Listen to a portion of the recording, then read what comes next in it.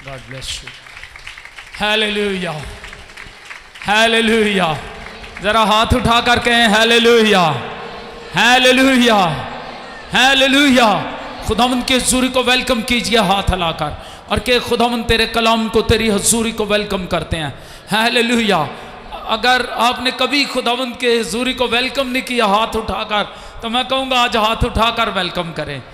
हाथ उठाकर, जो नहीं उठाकर रहे वो भी उठाकर, दोनों हाथों से कहें खुदावंद तुझे वेलकम करते हैं। आपका खुदावंद आपके दरमियान है। कलाम में लिखा, जहाँ 2 या 3 मेरे नाम से जमा होंगे मैं उनके बीच में मौजूद हूँगा। और मेरा और आपका खुदा, मैं आपको बताना चाहता हूँ, वो हमारे दरमियान मौजूद है। Hallelujah, hallelujah, hallelujah. मेरा और आपका खुदावंद शाफी खुदा है। और किताब मुकद्दस को जब हम देखते हैं तो किताब मुकद्दस हमें बताती है किस तरह से खुदा बाप ने इंतजाम किया और खुदा बेटा हमारे दरमियान आया, कलमा मुजस्सम हुआ, हमारे दरमियान रहा। हमने उसका ऐसा जलाल देखा जैसे खुदा के इकलौते का जलाल है। हालेलुया। आइए कि ये मेरी बाइबल सच्ची है, वादों की ये पक्की है, इसका मुकद्दस पाक सुखन उम्दा है, नराला है। ये खुदा का लारेब कलाम है, लाखता कलाम है। और ये बदला नहीं, बल्कि जो इसको पढ़ते, इसको सुनते, इस पर अमल करते हैं, ये उनकी जिंदगियों को बदल देता है। Hallelujah, God bless you. अपनी जगह पर तशरीफ रखिए और शुक्रगुजारी करते हुए बैठिए। और हम जिस मजमून को सीख रहे हैं वो है कि healing, Shifa by faith. Spiritual healing भी कहा जाता है, फेथ हीलिंग भी कहा जाता है। और हम जानते हैं इसको, हम जब ईमान से शिफा की बात करते हैं तो फिर ये ईमान किस पर है? यीशु मसीह पर ईमान से शिफा। हालेलुया। और ये ईमान पैदा कैसे होता है? जी, कोई बताएगा ये ईमान कैसे पैदा होता है? रोमियो के नाम पौलुस का खत 10वां बाब 17वीं आयत में क्या लिखा हुआ है? ईमान सुनने से और सुनना मसीह के। जब आप मसीह के कलाम से सुनते हैं तो इस कलाम के अंदर कुदरत है। ये जिन जिन कानों तक की आवाज टकराती है, जिन जिन जिंदगियों को छू लेती है खुदा के कलाम की आवाज, वो जिंदगियां बदल जाती हैं, बहाल हो जाती हैं, शिफा पा लेती हैं और वो ट्रांसफॉर्म होकर खुदा के जलाल के लायक बन जाते हैं। हालेलुया। खाकी इंसान उस जलाली की सूरत पर बनता जाता है। जो जो ये कलाम किसी इंसान की जिंदगी में आता है, जड़ पकड़ता है, छूता है, खाकी इंसान जलाली की सूरत पर बनता जाता है। हालेलुया। इसलिए शुक्रगुजारी करते हैं। और हमने सीखा जीसस इज हीलर। खुदा बाप शाफी है, खुदा बेटा शाफी है। हालेलुया। और यीशु मसीह जब शाफी है तो हम जानते हैं यीशु मसीह, इब्रानियों 13 बाब की 8वीं आयत में लिखा है, यीशु मसीह कल और आज बल्कि अब तक। किन्या दा ईमान है? यीशु मसीह कल और आज बल्कि अब तक यकसा है। इसका मतलब यह है हमारा खुदा ला तब्दील खुदा है। वो बदलता नहीं है। मौसम बदल जाते हैं, हालात बदल जाते हैं, जिंदगियां बदलती हैं, लोग बदलते हैं, दोस्त बदल जाते हैं, लेकिन मेरा और आपका खुदा कभी नहीं बदला। वो ला तब्दील खुदा है। हालेलुया। हाथ उठा करके हम एक ला तब्दील खुदा पर तालियां बजाते हुए कहें, हम एक ला तब्दील खुदा पर जो कभी बदला नहीं है, जो वफादार खुदा है, उसकी प्रस्तिश करते, उस पर ईमान रखते हैं। हालेलुया। कलाम अक़दस में लिखा, अगर तुम बदल भी जाओ, अगर तुम बेवफा हो जाओ। वंडरफुल बात है, मैं आपको बताऊं। लोग कहते हैं, इंसान इंसान से क्या कहता है? चूंकि तू बदल गया मैं भी बदल गया। अंडरस्टैंड कर रहे हैं? लेकिन कलाम क्या कहता है? अगर हम बेवफा हो भी जाए इंसान, अगर हम बेवफा हो भी जाए, उसकी मोहब्बत अपने लोगों के साथ इतनी लाजवाल है, अगर तुम बेवफा हो जाओ वो तब भी वफादार रहता है। Hallelujah, hallelujah. ऐसे खुदा के लिए जोरदार तालियां, जो वफा का खुदा है, वफा का मंबा है, वफा करना सिखाता है। हालेलुया। हम एक गीत गाते होते हैं, फैला हुआ वो हाथ खुदा का मैंने देखा है, चलते अपने साथ खुदा को मैंने देखा है, कदम कदम पर उसकी वफाएं मैंने देखी हैं। हालेलुया। कब कब वफाएं देखी उसकी? कदम कदम पर। इंसान खाकी है, उसकी सरिश्त में गुनाह है, खुदा जानता उसकी सरिश्त क्या है, उसकी माहियत क्या है। वो फूल की तरह निकलता कमला जाता है, वो बादल की तरह उड़ जाता है, उसके महीनों और दिनों के तादाद खुदा के पास है। इसलिए खुदा इंसान की सरिश्त से वाकिफ है और वो इस फानी इंसान के साथ वफा करता है। Hallelujah, hallelujah. मुबारक है वो जो उसकी वफाओं को समझते और उसके साथ वफादार जिंदगी गुजारते हैं। आप मुबारक हैं। लेकिन हमारा खुदा जिसकी हम प्रस्तिश करते, जिसकी हम इबादत करते हैं, वो शाफी खुदा है, वो वफादार खुदा है। Hallelujah, hallelujah. हमने सीखा किस तरह से, मैं थोड़ा सा पीछे दोहराई करना चाहता हूं आपके लिए ताकि हमें पता चले। हमने सीखा कि बीमार जो ईमानदार हैं, ईमान रखते हैं यीशु मसीह पर, sick believers don't need to remain sick. बीमार ईमानदार अगर बीमार हो जाए तो वो सदा बीमार नहीं रहेगा, क्योंकि ज़बूर 103 में लिखा है कि खुदा सदा गज़बनाक ना रहेगा, वो सदा झिड़कता ना रहेगा। हालेलुया। और ज़बूर 103 में मुक़द्दस दाऊद कहते हैं वो तुझे तमाम बीमारियों से शिफा देता है। कितनी बीमारियों से जी? और खुरूज 15 बाब की 26वीं आयत मुक़द्दसा जब हम पढ़ते हैं, वहां पर लिखा है if you listen carefully to the voice of the lord, अगर तू खुदावंद अपने खुदा योर गॉड अपने खुदा की बात को सुने, गॉड, और फिर क्या होगा, and do what is right in his eyes, और जो उसकी नजर में भला वो करे, तो फिर क्या होगा तेरे साथ जी? कितनों का आता है यह वाला? फिर क्या होगा तेरे साथ? अगर तू खुदावंद की बात सुने, जो उसकी नजर में भला वो करे, इफ यू पे अटेंशन, अगर तू तवज्जो करे खुदा के कलाम की तरफ। और यहां पर बड़ी खूबसूरत बात जो हम कलाम अक़दस में पढ़ते हैं, और उसके हुक्मों को माने, and keep all his decrease, और उसके तमाम बातों पर, आइन पर, शरीयत पर अमल करे। I will not bring on you any of the diseases I brought on the Egyptians, for I am the Lord who heals you. Hallelujah. तमाम बीमारियों में से जो मैंने मिस्रियों पर भेजी, तुझ पर कोई ना भेजूंगा, क्योंकि मैं खुदावंद तेरा खुदा शाफी खुदा हूं। हम एक शाफी खुदा की प्रस्तुति करते हैं, हम एक शाफी खुदा की खिदमत करते हैं। Hallelujah, hallelujah, hallelujah. और ऐसा कुदरत वाला शाफी खुदा है, उसके नाम के आगे हर एक इब्लीस का बंधन टूट जाता है, उसके नाम की कुदरत के आगे हर एक बीमारी भाग जाती है, उसके नाम की कुदरत से हर एक इब्लीस की कुव्वत भाग जाती है। जहन्नम की कोई तासीर, इब्लीस की कोई ताकत, जहन्नम की कोई बदरू यीशु के खून का, यीशु के नाम का मुकाबला नहीं कर सकती। बोलो यीशु मसीह की। ऐसा कुदरत वाला खुदा, कलाम मुक़द्दस में लिखा है, जब हम उसका नाम लेते हैं इब्लीस थरथराता और कांपता और भाग जाता है।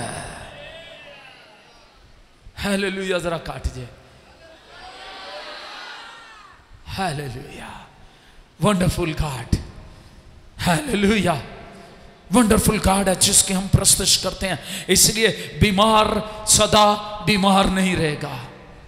आमीन। कुछ लोग तो कहते हैं मैं अपने मुंहों कहते हैं, ये उनके ज़हन में नेगेटिव इब्लीस डालता है।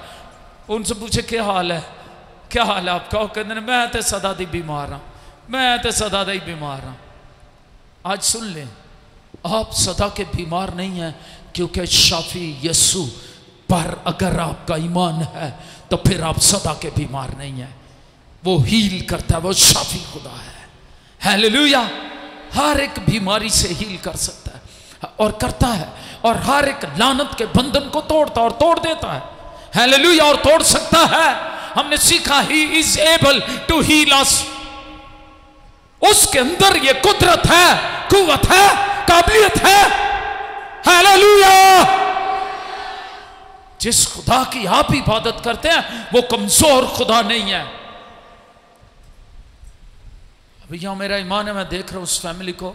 हम इबादत से पहले उस फैमिली के यहां थे, दुआ की, और बहुत ही गंदी अबलीसी लानतों ने उस फैमिली को जकड़ा हुआ था। जब मैंने दुआ की, मैंने फील किया, मेरे साथ टीम के लोग थे, शुक्रगुजारी करते हैं। अनॉइंटेड लोग हमारे साथ हैं, भाई एल्डर आइजक साहब और बहन नसीम थी, पासारफ थे, मैं था। हम दुआ कर रहे थे और खुदा ने मुझे दिखाना शुरू किया। खुदा के पाक रूह ने उसे छू लिया, उस नौजवान को, और उन लानतों ने जो उसकी जिंदगी खत्म करने पर दपै थी, और अजीब खौफ ने उस नौजवान को, मैंने फील किया, घेरा हुआ है। और जो ही दुआ शुरू की मैंने, तो मैंने उससे पूछा आप क्या फील कर रहे हैं? कहा मैं ऐसे जैसे हवा में उड़ रहा हूं।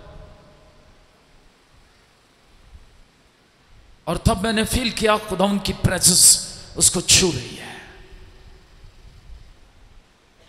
और मैंने मुहाफिज फरिश्तों के लिए खुदा उनसे दरखास्त की। खुदा उनके कलाम में लिखा है कि उसके फरिश्ते तुझे अपने हाथों पर उठा लेंगे। हालेलुया।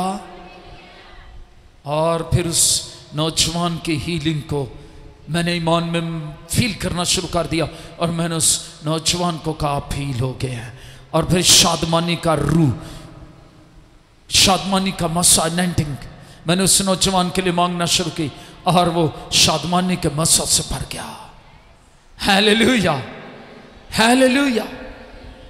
मेरा और आपका खुदा जिसके हम प्रस्तुत करते हैं, God is for us not against us in the matter of divine healing. जब हम डिवाइन हीलिंग की बात करते हैं, God is not against us, he is for us. खुदा हमारे खिलाफ नहीं है, हमारा खुदा हमारे साथ है। हाथ उठा करके मेरे साथ मेरा खुदावंद है, जो जंग में जोरावर है। Hallelujah, hallelujah, praise the Lord.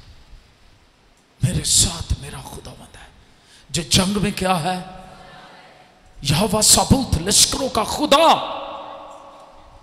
Lord of hosts, लश्करों का खुदा जब हमारी तरफ है, हमारे साथ है, हमें किसकी दहशत? Hallelujah, hallelujah. मैं आपके ईमान को बढ़ाना चाहता हूं। खुदा आपकी तरफ है और आपको कोई खौफ नहीं होना चाहिए। याद रखिएगा, फिर कहना चाहता हूं, और खुदा की जो स्पिरिचुअल हीलिंग पावर है, वो तमाम बीमारियों, तमाम लानतों, तमाम बदकारियों को खत्म कर देती है। Hallelujah, hallelujah. तमाम बीमारियों, कितनी बीमारियों को? ज़बूर 103 में मुकद्दस दाऊद कहता है, मेरी जान खुदावंद को मुबारक है, और जो कुछ मुझ में है उसके कदूस नाम को मुबारक कहे। क्यों? वो तेरी सारी बदकारी को बख्श देता है, वो तुझे तमाम बीमारियों से शिफा देता है। Who forgives all your sins and heals all your diseases. Hallelujah. तेरी कितनी बदकारियों को बख्शता है? सारी। और तुझे कितने गुनाहों से शिफा देता है, कितनी बीमारियों से शिफा देता है। हालेलुया। आज किस किस्म की भी बीमारी है, believe and receive God's spiritual healing power यहां पर मौजूद है। हाथ उठा करके खुदा उनकी शिफा बख्श कुदरत यहां पर मौजूद है, क्योंकि शाफी यहां मौजूद है। हालेलुया। क्यों? इसलिए कि यीशु मसीह सलीब पर मरे, हमने सीखा शिफा देने के लिए और हमारे पापों का फिदिया देने के लिए। किस लिए सलीब पर मरे? हमारे पापों को धोने के लिए। आमीन। जानते हैं सलीब पर, मैं हमेशा बताता हूं, याद रखें इसको, आप औरों को बताएं। दो काम सलीब पर हुए आपके लिए। पहला, ऊंची आवाज में बताइए क्या था? पाप धुल गए, शिफावा मिल गया। पाप धुल गए, शिफावा मिल गया। तेरी सलीब तो लहू दियां धारा जदों बगियां, सलीब तो। हालेलुया। तो कितने काम हुए सलीब पर? क्या काम हुआ? पहला, पाप धुल गए। दूसरा क्या हुआ? याद रखना आपसे इसको। आमीन। हर किसी को बताएं, सलीब पर दो काम मेरे लिए हुए हैं। मेरे पाप धुल गए और मुझे शिफाएं मिल गई। मैंने पिछली दफा बताया, ये शिफाएं ऐसे नहीं मिल गई। जब भी आप शिफा की बात करते हैं, जब भी आप पापों के धुलने की बात करते हैं, पाप ऐसे नहीं धुल गए, शिफाएं ऐसे नहीं मिल गई। उसका खून 7 जगहों से बहाया गया। हालेलुया। उसने इस शिफा को, इस निजात को खरीदा मेरे और आपके लिए। हाथ उठा करके हम खून से खरीदे हुए हैं। हालेलुया। और सलीब पर हमारे लिए दो काम हुए हैं। पाप धुल गए, शिफावां मिल गईयां। तेरी लहू दियां धारा जदों बगियां, तेरी सलीब तो। ये काम हुआ। जो कोई बिलीव करता है, टेक नोट कर ले इस बात को। जो कोई बिलीव करता है कि सलीब पर निगाह करता है ईमान से, वो अपने पापों के कफारे को कबूल करता है, अपनी शिफाओं को कबूल करता है, और इसके बाद ना पापों का उस पर बोझ रहता है और ना ही बीमारियों का कोई इख्तियार होता है। हालेलुया। इसलिए बिलीव एंड रिसीव। खुदा मांगी गई दुआओं का जवाब भेजता है। आमीन। हीलर है ना वो खुदा। रफा, यहोवा रफा। हम क्या सीख रहे हैं? यहोवा रफा। शाफी खुदा इब्रानी में रफा। तो यहोवा रफा खुदा जो है, हमने यहां पढ़ा पैदाइश की किताब 20 बाब, आज जो स्क्रिप्चर पढ़ा, अब उस पर आते हैं। पहले मैंने थोड़ी सी पीछे दोहराई कराई आपको कि हमारा खुदा कैसा, हम क्या सीख रहे हैं। और आज इस एक बात को सीखेंगे।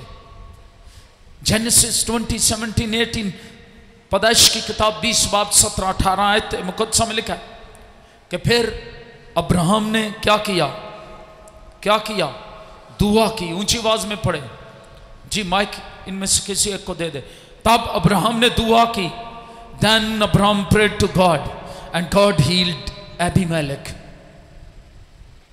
his wife and his slave girls, so they could have children again, for the Lord had closed up every womb in Abimelech's household because of Abraham's wife Sarah. Abimelech ने क्या किया था? मैं कभी कभी लोगों को कहता हूं गुनाह और बदी से बाज आए। अबीमेलेक ने क्या किया था? अबीमेलेक को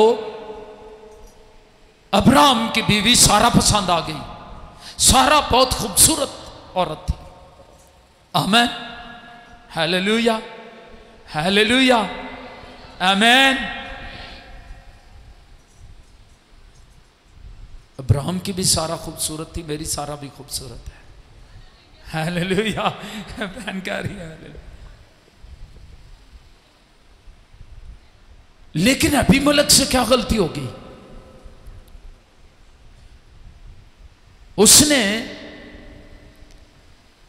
चाहा कि वो सारा को अपनी बीवी बनाए। अब अब्राहम किसका बंदा है? क्या खुदा ऐसा कभी होने देगा? आमेन। 10 हुक्मों में क्या लिखा है? बाद में जब कोई सीना पर शरीयत दी गई तो 10वें हुक्म में लिखा, तू अपने हमसाए की किसी चीज का लालच ना करना, उसकी बीवी का लालच ना करना, और उसकी किसी भी चीज का लालच ना करना। ये पूरा 10वां हुक्म है। ना उसके बैल, ना उसकी किसी चीज, अच्छी चीज का लालच ना करना। तू लालच ना करना अपने हमसाए की किसी चीज का। आज भी बहुत सारे लोग इस गुनाह में पड़े हुए हैं। वो यहां तो जेलस होते हैं, इसीलिए यीशु मसीह ने कहा अपने हमसाए से अपनी मानद मोहब्बत रख। जैसे तेरी इज्जत है, रिस्पेक्ट है, वैसे उसकी इज्जत और रिस्पेक्ट है।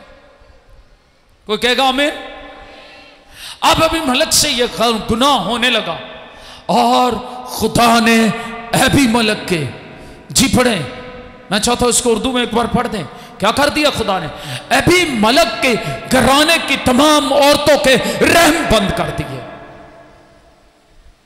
तब इब्राहिम ने खुदा से दुआ की और खुदा ने अबीमेलेक और उसकी बीवी और उसकी लोंडियों को शिफा बख्शी और उनके औलाद होने लगी, क्योंकि खुदा ने इब्राहिम की बीवी सारा के सबब से अबीमेलेक के खानदान के सब रहम बंद कर दिए थे। आमीन। यहां पर मैं आपको बताना चाहता हूं, अब किसने दुआ की? उसने अब्राहम को बुलाया। आप इसको घर जाके पढ़िए 20वें बाब को। मैं चाहता हूं आप पैदाइश की किताब 18वां 19वां 20वां बाब आप घर जाके जरूर पढ़िए। आमीन। ताकि आप ज्यादा बेहतर तौर पर इसको समझ सकें, और बेहतर तौर पर समझने के लिए मैं आपको असाइनमेंट देता हूं, इसको जरूर घर जाके पढ़िए। खुदा अपने लोगों का ख्याल रखता है। क्या रखता है? आमीन। रब रखदा सदा ख्याल ते अपने बंदियां दा। अब यहां पर मैंने बताया किस तरह से सदूम और अमूरा की बर्बादी के बाद अब्राहम और अबीमेलेक का वाकया आता है। और तब अबीमेलेक ने सुबह सवेरे उठकर खुदा उस पर जाहिर हुआ, और 6ठी आयत मुकद्दसा में लिखा है, और खुदा ने उसे ख्वाब में कहा, हाँ मैं जानता हूं कि तूने अपने सच्चे दिल से यह किया। क्योंकि उसको मालूम नहीं था वो अब्राहम की बीवी। अब्राहम ने ये नहीं बताया था वो मेरी बीवी है, बल्कि उसने क्या कहा था, ये मेरी, उसने गलती की। उसने, अब्राहम ने अगरचे गलती की, खुदा तब भी उसका ख्याल रखता है। उसने कहा मेरी बहन है। खुदा ने उसको कहा अगरचे तूने ये सच्चे दिल से किया, और मैंने भी तुझे रोका कि तू मेरा गुनाह ना करे, इसलिए मैंने तुझे उसको छूने ना दिया। अब तू उस मर्द की बीवी को वापस कर दे, क्योंकि वो नबी है। हालेलुया। और नए आयत में मैं अक्सर कहता हूं, याद रखिएगा, नए आयत में हम सब के पास प्रीस्टहुड है। Hallelujah, hallelujah. हाथ उठा करके हम शाही कानों का फिरका है, मुकद्दस कौम है, खुदा के बरगजीदा लोग हैं। आमीन, आमीन। ये कोई मामूली बात नहीं है। खुदा आपका ख्याल रखता है। जब आप बिलीव करेंगे यीशु मसीह के कफारे पर, आपकी जिंदगियों पर जब यीशु का खून लग जाएगा, खुदा बाप जब भी आसमानों से देखेगा, वो आप उसको नजर नहीं आएंगे, उसके बेटे यीशु का लगा हुआ खून जो आपके दिलों पर लगा हुआ है, वो खुदा बाप को नजर आएगा, और उसका बेटा यीशु आपकी जिंदगियों में से नजर आएगा। कोई कहेगा आमीन। इसलिए वो आपकी हिफाजत करता है, आपका ख्याल रखता है। अब अबीमेलेक परेशान हुआ, खुदा उससे बोला, उसने तौबा की और उसने और खुदा ने उसको क्या कहा, उसकी बीवी वापस कर दे, वो तेरे लिए दुआ करेगा और तू जीता रहेगा, वरना तू मर जाएगा। याद रखिएगा, आमीन। एक बड़ी बदी जो माशरे को घेरे हुए है वो आज यही है। बहुत सारे लोग इस गुनाह में पड़े हुए हैं। कलाम में लिखा है, तू किसी दूसरे की बीवी पर निगाह ना रखना, लालच ना करना उसका, वो उसकी बीवी है। आमीन। मुझे मालूम है आप समझ रहे हैं मेरी बात। आपका वरना तू मर जाएगा। इब्राहिम तेरे लिए दुआ करेगा और तू जीता रहेगा, पर अगर तू उसे वापस ना करे तो जान ले कि तू भी और जितने तेरे हैं वो सब जरूर हलाक होंगे।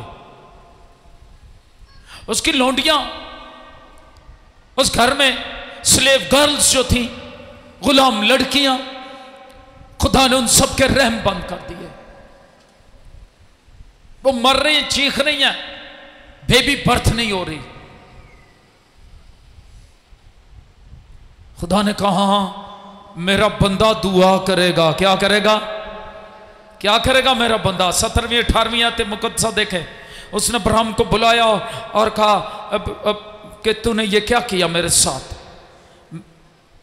उसने कहा और मुझसे तेरा क्या कसूर हुआ कि तू मुझ पर और मेरी बादशाही पर एक गुनाह अजीम लाया? तूने मुझसे वो काम किए जिनका करना मुनासिब ना था। अभी मलक ने इब्राहिम से ये भी कहा, तूने क्या समझकर ये बात की? इब्राहिम फिर अपनी बात बताते हैं, लेकिन खुदा ने कहा कि इब्राहिम दुआ करेगा और तेरा घराना क्या पाएगा? शिफा पाएगा। क्या पाएगा? शिफा पाएगा। 17वीं और 18वीं आयत मुकद्दसा इसको देखें जी, पढ़ दे ऊंची आवाज में। तब इब्राहिम ने खुदा से दुआ की। ये लफ्ज अब्राहम है। तब अब्राहम ने खुदा से दुआ की। यस। और खुदा ने अबीमेलेक और उसकी बीवी और उसकी लोंडियों को शिफा बख्शी और उसने उनके औलाद होने लगी, क्योंकि खुदा ने अब्राहम की बीवी सारा के सबब से अबीमेलेक के खानदान के सब रहम बंद कर दिए थे। आमीन। इब्राहिम ने दुआ की, हाथ उठा करके खुदा अपने लोगों की दुआएं सुनता है। हाथ उठा करके, मैं उसका हूं, मैं उसकी हूं, मैं उसकी हूं, मैं उसका हूं, और वो मेरी दुआएं सुनता है यीशु नाम में। यीशु मसीह ने कहा जो कुछ तुम मेरे नाम से बाप से मांगोगे वो तुम्हें मिल जाएगा। Hallelujah, hallelujah. किसके नाम से मांगना है? जो कुछ तुम मांगोगे तुम्हें मिल जाएगा। अब्राहम ने दुआ की और शिफा जारी हो गई। गिनती की किताब 12वां बाब उसकी 13वीं आयत मुकद्दसा में लिखा है कि मूसा चलाया खुदा के आगे और उसने कहा गॉड प्लीज हील हर। उसने कहा खुदा इससे शिफा दे। किसके मुतल्लिक ये लिखा है? तो गिनती 12 बाब की 13वीं आयत में मूसा ने यह दुआ मरियम के लिए की, अपनी बड़ी बहन के लिए। आपको याद है जब मूसा को पानी में बहा दिया गया था, यही उसकी बड़ी बहन उसके निगहदाश्त करने के लिए, उसका ख्याल रखने के लिए पीछे पीछे गई। यही अपनी माँ को बुला के लाई ताकि वो मूसा को दूध पिलाए, और इस तरह से ये उसकी बड़ी बहन है। लेकिन कभी कभी फैमिलीज में भी आजमाइश आ जाती है, खानदानों में भी आजमाइश आ जाती है। मूसा, मरियम और हारून जो उसका बड़ा भाई है, उसके तल्लुकात अच्छे हैं, लेकिन अचानक क्या हुआ है? अबलीस कभी कभी खानदानों में बुड़बड़ाहट पैदा कर देता है। यहां पर अबलीस ने बुड़बड़ाहट पैदा की, और बुड़बड़ाहट बीमारी और कमजोरी और लानतों को लाती है। याद रखिएगा, अगर आप बुड़बड़ाने वाले लोग हैं अपने खानदान पर, अपने घरानों के साथ, अपने अजीजों के साथ, अपने रिश्तेदारों के साथ, दुआ करने वालों के साथ, और खास तौर पर खुदा के खादमों पर बुड़बड़ाते हैं, तो फिर आप अपने ऊपर मुसीबत को और लानत को लाते हैं। ये खुदा का कलाम हमें सिखाता है। क्या किया मरियम ने और हारून ने? क्या किया? इससे पहले बहरे कुलसुम जब उन्होंने बूर किया तो वो गीत गा रहे थे, और मरियम नबिया के तौर पर लीड कर रही थी प्रस्तिश को, उस गिरोह को जो बहरे कुलसुम को बूर कर रहा था। लेकिन अचानक क्या होता है? बुड़बड़ाहट शुरू हो जाती है। कभी कभी खानदानों में बिल्कुल ठीक माहौल चल रहा होता है, या लोग ठीक खुदा के साथ चल रहे होते हैं, लेकिन अचानक वो खुदा के खादमों पर या खानदान में एक दूसरे पर बुड़बड़ाना शुरू कर देते हैं। तो आइए आज खुदावंद को पुकारिए, इकरार कीजिए, आपकी नस्लों की बरकत, शिफा और बहाली जारी हो जाएगी। या उस वक्त तक रुकी रही शिफाएं जब तक उन्होंने इकरार नहीं किया। अभी मलक चलाया खुदा के आगे, तौबा की, माफी मांगनी है। मरियम को माफी मांगनी पड़ी, हारून ने माफी मांगी। आमेन आमेन। इवन मुकद्दस दाऊद को माफी मांगनी पड़ी। आमेन। ज़बूर 30 की दूसरी आयत में कहता है कि मैं ऐ खुदावंद, मैंने पुकारा तुझे मदद के लिए और तूने मुझे शिफा बख्शी। Hallelujah hallelujah. शायद आज आपके कारोबार को शिफा की जरूरत है, आपके खानदान को शिफा की जरूरत है, आपकी रूहानी जिंदगी को शिफा की जरूरत है, आपकी जिस्मानी जिंदगी को शिफा की जरूरत है। आपके बदन को बीमारियां लगी हुई हैं, आपकी रूह को बीमारी लगी हुई है। रूहानी तौर पर शायद आप चिड़चिड़े हैं, गुस्सीले हैं, बर्दाश्त नहीं करते। आज क्या करना है? फरियाद करनी है, इकरार करना है, माफी मांगना शुरू करें। जब मूसा चिड़चिड़ा हो गया, उसको माफी मांगनी पड़ी। जब हारून चिड़चिड़ा हो गया, उसको माफी मांगनी पड़ी। इवन नबियों को भी जब दाऊद से गलती हुई, उससे माफी मांगनी पड़ी। कभी कभी कुछ लोग अड़े रहते हैं अपने गुनाह पर, और मुकद्दस दाऊद कहते हैं, मैं जद चुप रहा जब तक मैंने इकरार ना किया, मैं जद चुप रहा तद मेरी हड्डियां करांदे हुए सारा दिन गल गईयां। मैं क्या यहोवा दे अगे जरूर मैं मानना हाँ अपने गुनाह ते कसूर। फिर क्या करता वो? फिर खुशी बख्शदा मैनू करदा निहाल, और घेरदा छुटकारे दे गीतां दे नाल। क्या आप चाहते हैं आपको खुदा घेर ले छुटकारे के गीतों के साथ, अपनी रहाई बख्श कुव्वत के साथ आपको घेर ले? तो फिर आपको इकरार करना है।